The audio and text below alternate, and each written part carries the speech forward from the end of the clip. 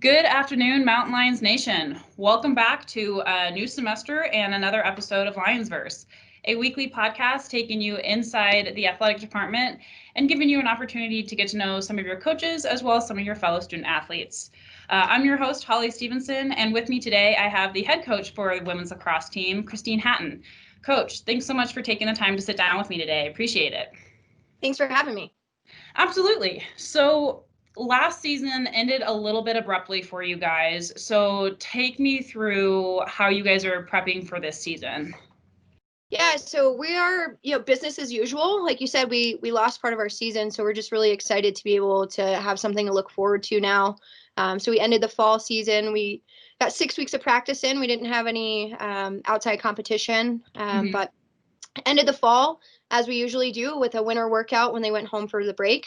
We started practice back up this week, so we're in day 2, just finished practice, and Awesome.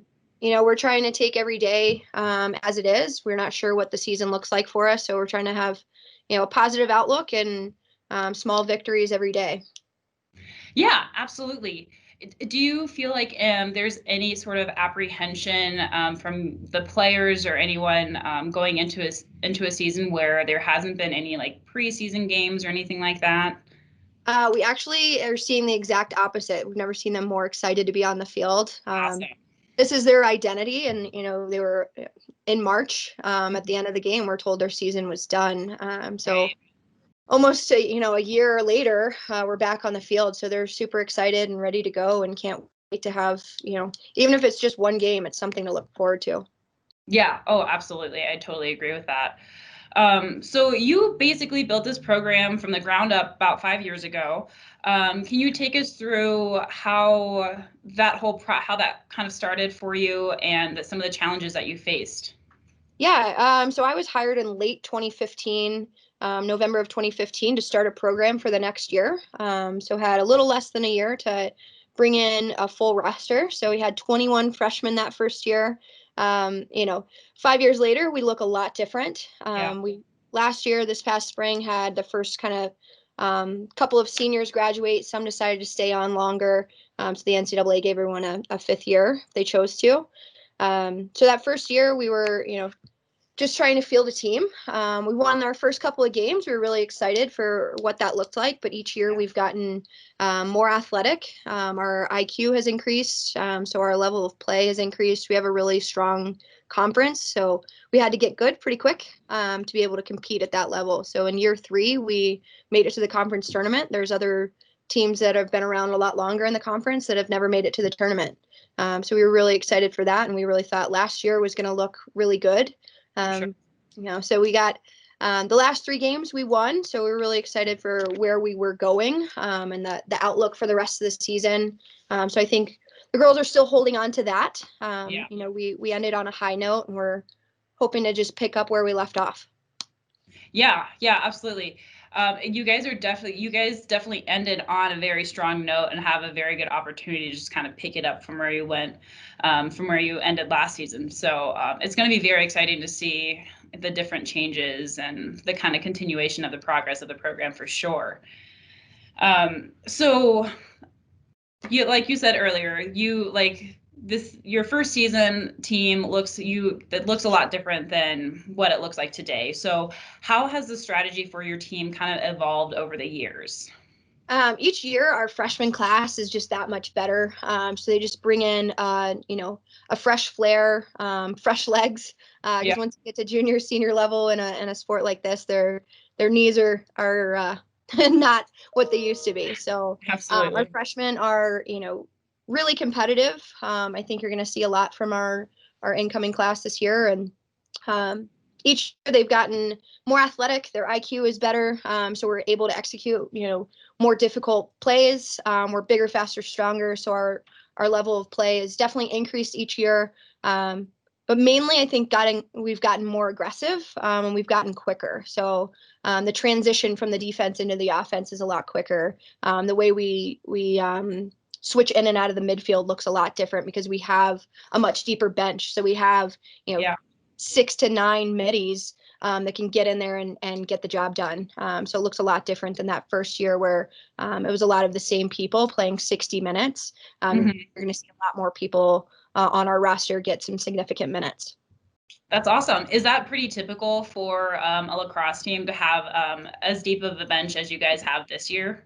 I think for the Division II level, we probably have a little bit larger roster than most. Most teams keep it around 25. We have 30, but we have 4 goalkeepers on our team. Sure. And then we'll keep it about that for the next couple of years. So we do have 5 of the girls that would have graduated this year have decided to take a 5th year. So you'll see them again next year. So our roster will stay a little bit larger, but we like it that way. I think, it lets us be more competitive for a longer period of time because we can sub in and out multiple times and we never drop our level of play. Yeah, absolutely. No, I feel like that is going to be a great strategy for this year, and we look forward to seeing what they bring to the table.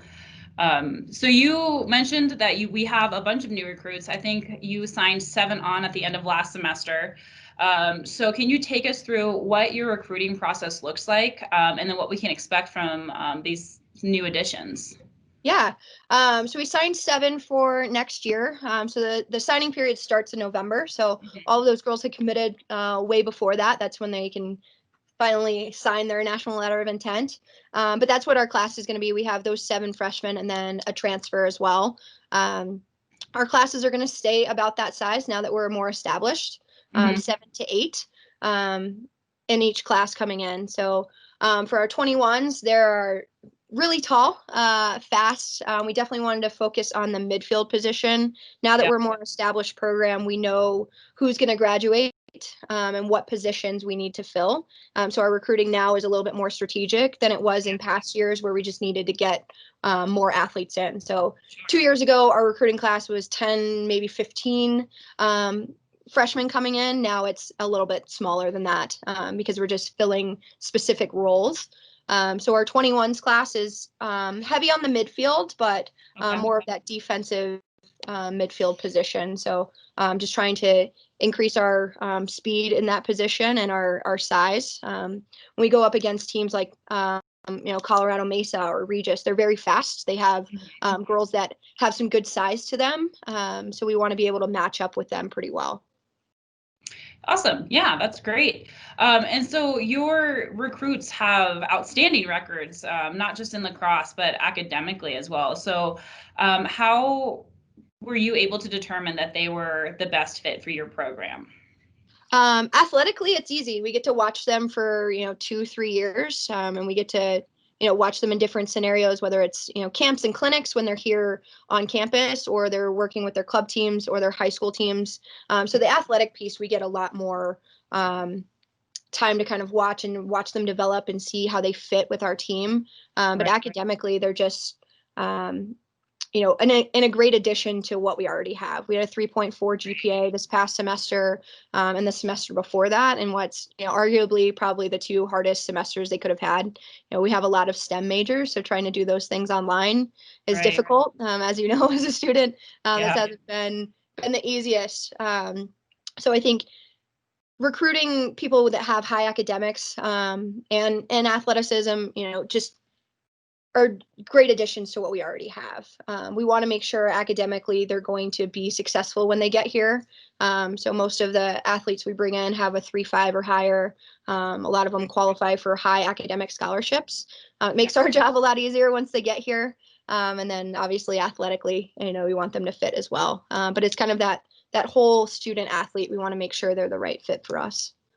Yeah, absolutely. Yeah. I mean, looking at their academic record, it's impressive what a lot of these players have already accomplished. So I can only imagine what they're going to bring onto the field too. So you had mentioned that, I mean, the recruits are kind of from all over the country. We've got some from Washington, some from Minnesota, some from, I think it was Texas or somewhere down south. So do you rely a lot on, is the lacrosse network just that big, or do you rely a lot on the camps that you put off during the summer times and things like that to get these recruits on your radar? It's a little bit of everything. We definitely get a lot of emails from athletes, and we, now that, like I said earlier, is more established, we know exactly what we're looking for. Yeah. For me, attitude and effort is huge. That's not something you can really see from a transcript or from a quick highlight. So we talk to coaches, their high school coaches, their club coaches a lot, just kind of see who they are as people. On and off the field. Then we bring them to campus, so they get to interact with our freshmen. They stay overnight in the dorms, just kind of make sure that they fit personality wise. And then, when they're on campus, they're at our clinics or at our camps, we get to interact with them, in that athlete coach capacity as well. So we kind of get a well-rounded view of who they are. UCCS kind of recruits itself. It's in a beautiful location. We have strong academics. So now in year 5, we have the luxury that everybody knows who we are at this point. So we get to hand pick who we bring in each year. And the classes get smaller, so it gets more selective. But we have, networks all around the country. We have girls from 13 different states on our team. I like it that way. I think it, the girls get a different bond. They can't go home every weekend. So they're from places that, you got to get on an airplane. So they're here through the break. A lot of them stay here for the summer because they're from sea level and don't want to come back to 6,000 feet and try to train again. Fair enough. Yeah. They end up staying here. And I think they build more of that family atmosphere because they can't go home to their families every weekend. Yeah, absolutely. I would 100% agree with that. And it's such a good testament to what you have been able to build on. So I think the program just kind of really speaks for itself. Kind of switching gears just a little bit, you built this program from the ground up, but like, was coaching always the end goal for you in lacrosse, or did you just kind of sort of fall into this? I always knew I wanted to stay in something sports related. My family, is full of athletes and people that have, coached and been in that atmosphere. And, I'm a really competitive person. So I just knew that was something I wanted to do. I, was given an opportunity right out of college to start coaching, and 10 years later, here we are. So it's been a lot of fun. I really enjoy getting to work with this age group specifically. It's a really, it's a great opportunity to influence people in a tough time in their life, and who they're figuring out who they're going to be as adults. So I get to influence these young women and future leaders. And it's a really great age to work with. I think there's a lot of growth in those 4 years. And it's been really fun to be here for now 5 years and getting to watch all of these young adults turn into, people that are going to go out into the job force in a few months. And it's really exciting to see people grow, over the last 4 or maybe 5 years. It's fun. Yeah, well, I know a lot of the college athletes that I'm friends with, they can't speak enough about the bond that they have with like their college coach. So like, I agree with you. I think it's 100% a very important relationship for these athletes to kind of have in their lives. So have you coached other age groups or other age ranges? How did you kind of get started into coaching? So I actually started a youth program in Omaha, Nebraska now 9 years ago. So I've done youth. I have worked with clubs at the middle school and high school level. But as far as like full-time career, it's been college for the last since 2011. So now 9-10 years. So been here for 5. So here in this area, I've worked with some clubs, mainly high school. We've done some youth clinics and stuff, but I really like the high school and college level. So how did UCCS approach you about a position coming available? Like, how did the whole program just kind of come into fruition then? They announced they were going to start a program, and I applied. I had started a program before in Omaha. So I started a college program there at Midland University. So I had done it before in a place that was much more difficult to recruit to. So I think having that experience before, really helped me get chosen for this position. Amazing. That's awesome. What is the biggest challenge then as a coach? I think the same reason why I really enjoy this is also what makes it really challenging. Yeah. I am a parent of, a pseudo parent of 30, 19-year-olds. Yep, absolutely. So all of the things that come with that, also is what, makes it fun and exciting. Like every day is different. There's definitely no Groundhog Day in coaching. Yeah. So every day is different. We deal with a lot of different personalities, people from all over the place, different backgrounds. So I think every day is a challenge because we're dealing with someone different and whether it's good or bad, something that's going on in their lives. So there's a lot more to coaching than blowing a whistle. I think a lot of people think we just, we write a practice plan and we go out on the field and that's the day. Right. There's so much more to it. And a lot of it is kind of that psychology and, being an influence to these young women. Yeah, absolutely. So what would you say that your coaching style is then? That's an interesting question. People always ask that. I I enjoy being flexible. I think a lot of coaches get into this like mindset that this is how we're going to do things, and try to make their team fit the mold and what they want it to be. For me, I think that's what has helped growing a program is that every year we look a little bit different, and I like that we can grow together. We can learn every day.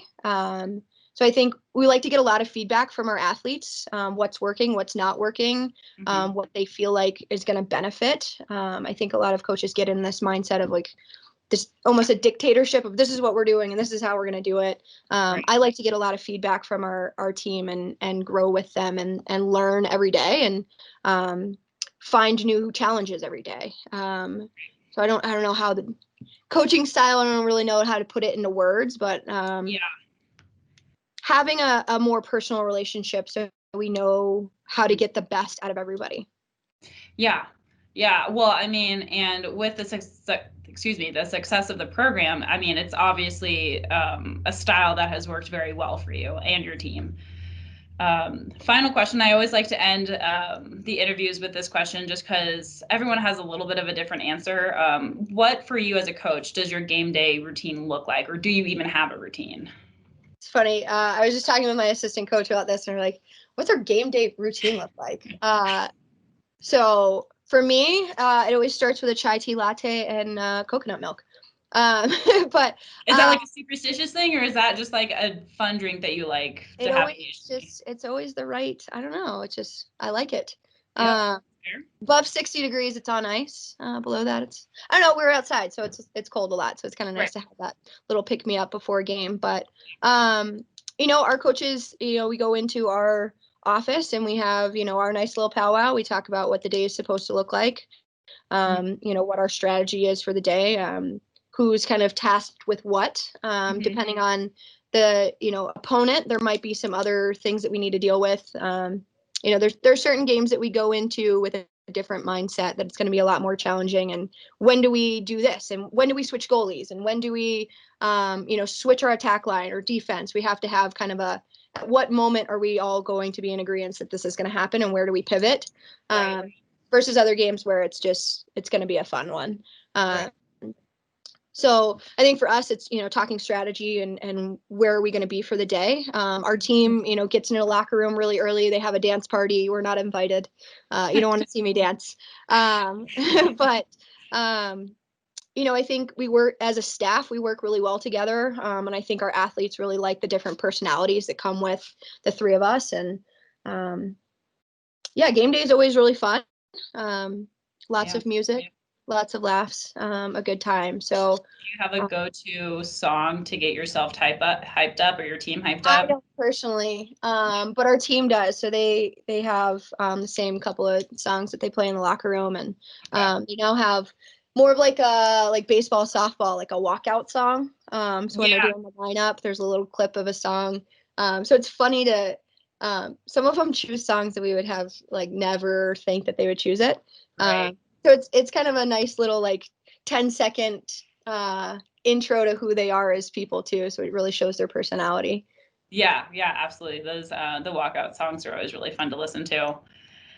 Well, again, Coach, that's all I have for you. So thank you so much for sitting down to chat with me today.